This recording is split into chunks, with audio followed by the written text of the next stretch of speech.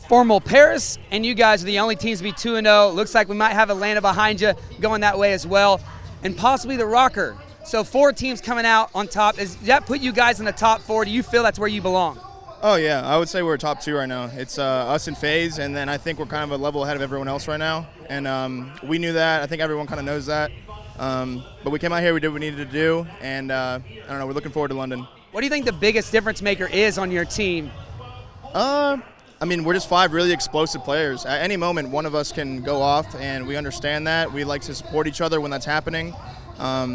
Like I said, at any moment, it can be a game-changing play by anyone. So we're never actually out of the games, and we're always just taking advantage of, teams slacking or being lazy. We'll just explode through something and bust open a hill, and then like string together a couple of hills in a row, and then it's just out of hand at that point, and we're really good at that.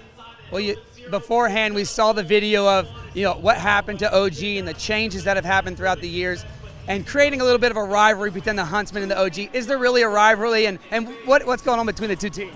No, there's not really a rivalry, man. Between the players, we're all pretty cool. Like, I'll troll, and me and Seth will troll them, but at the end of the day, we're all friends, and there's not really any real hate there. It wasn't really their fault, with everything that went on. But I don't know. We know that it's not the real optic anymore for sure.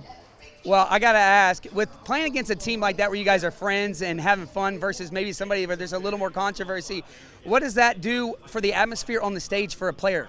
Well, you don't want to lose to your friends because you're going to hear about it later. So, like 2 days ago, me and Seth were talking smack to Dashy and TJ up in TJ's room, and it's just fun, like coming to the match and actually getting into it and then winning, just having those little bragging rights over them. It's always fun, and it's just it's just friendly banter. Well, we saw the Empire react a little bit after all the controversy this weekend.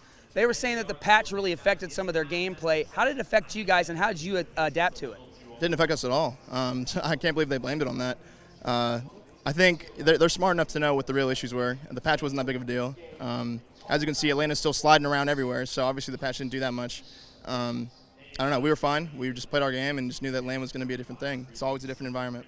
Do you think perhaps maybe you guys got in their head a little bit after all that and being able and having the dominant performance that you guys had against them?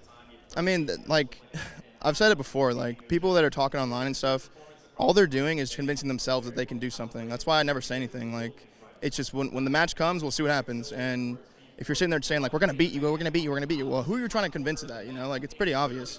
And competing for so long, you notice these little things. And it was obvious what they were trying to do. They were scared of us, and they were really trying to hype themselves up and trying to believe that they were nasty. But we saw what happened, and I don't know, maybe they learned something from it. Hector said looks like one of his number 1 goals is get you to Dallas. He wants you in Dallas. Will it ever happen? Nah, man. I'm gonna just keep chilling in Cali. I've lived in a lot of different places, but California always draws me back. So it's got to be doing something right. I just love it where I live. So maybe it could be in the cards later down the years, but right now I'm staying in Cali. What do you say to them every time they ask you, come on, Matt, move, move, move? I'm just like, I just tell them no, and then it just comes up a couple weeks later.